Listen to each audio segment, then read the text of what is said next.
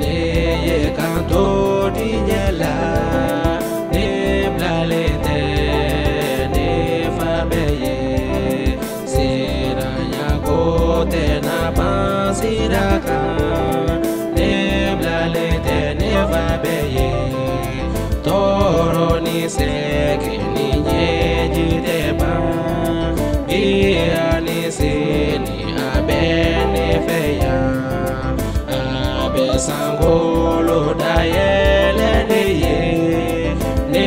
blalete ne fabeye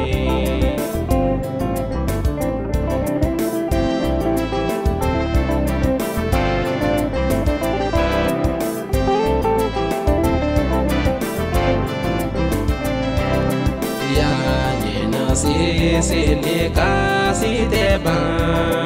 ne blalete ne fabeye do tama be dobo ala ne blalete ne fabeye nyena je ko be ni wele yanfo di fensi te ni wasa yanto kisi bafle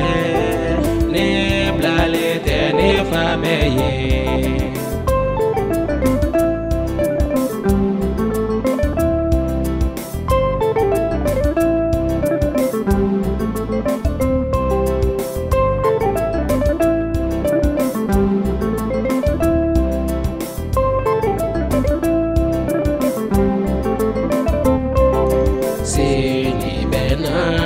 Katamanaba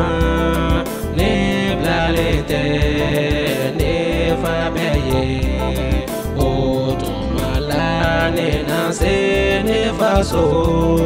ne blalete ne fabeye dondo nase dignete mentofle guru befie ne tatuma nase beta san fe kato Yesu fe ne blalete ne fabeye